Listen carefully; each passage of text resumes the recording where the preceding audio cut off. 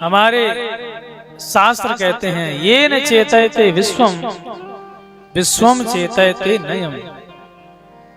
परमात्मा ही संपूर्ण संसार को चेतना प्रदान करता है। इसका मतलब सीधा सा है, हमारे देखने की जो शक्ति है वो परमात्मा से ही प्राप्त हो रही है। हमारे बोलने की जो शक्ति है वो परमात्मा से ही प्राप्त हो रही है। हमारे चलने की, उठने बैठने की, कार्य करने की समस्त शक्ति उस परमात्मा से ही मिल रही है।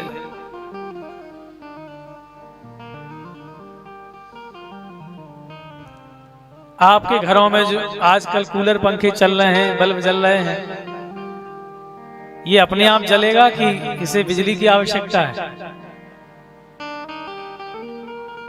अपने आप चल के बता दे, ऐसा हो नहीं सकता। बिजली से मिलेगी तो ही यह कार्य अपना कर पाएंगे। तो आप में जो कार्य करने की शक्ति है वह भी तो कहीं से मिल रही होगी। आपका पावर हाउस कौन है?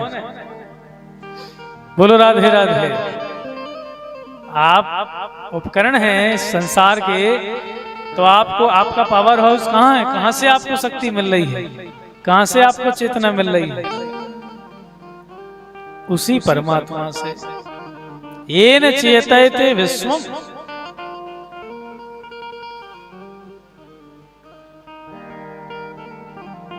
गोस्वामी जी महाराज ने भी इस बात को कहा है, मूक होय वाचाल पंगु चढ़ी गिरिवर गहन जा सुकृपा सुदया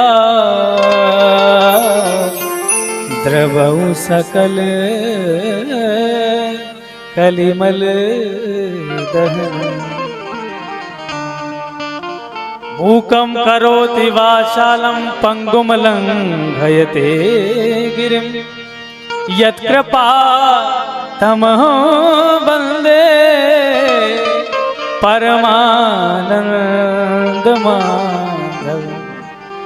अगर वह परमात्मा कृपा करे तो मूक होए वाचाल, गूंगा भी बोलने लगता है, और पंगु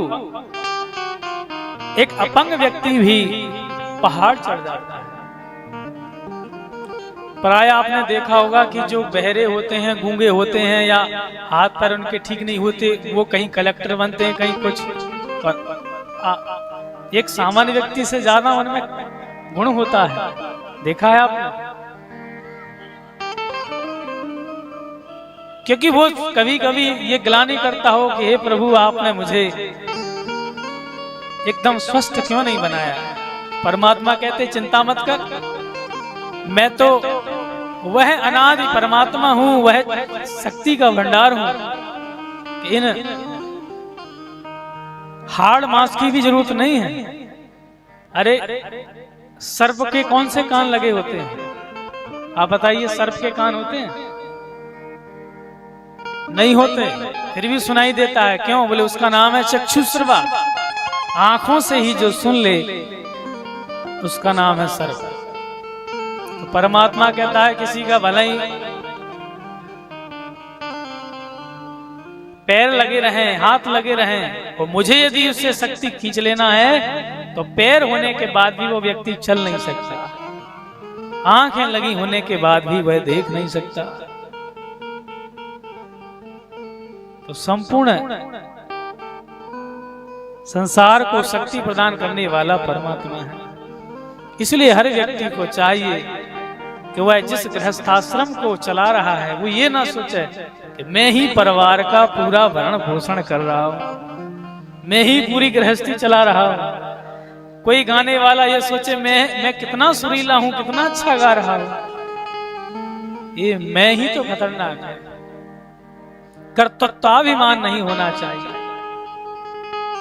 हम अपनी तरफ से कुछ नहीं कर सकते, परमात्मा की शक्ति से ही हम कोई कार्य कर सकते हैं। तो धन्यवाद देना है तो परमात्मा को दीजिए, आप अच्छा गा रहे हैं तो परमात्मा को धन्यवाद दीजिए, इसमें अपना कोई श्रेय नहीं है।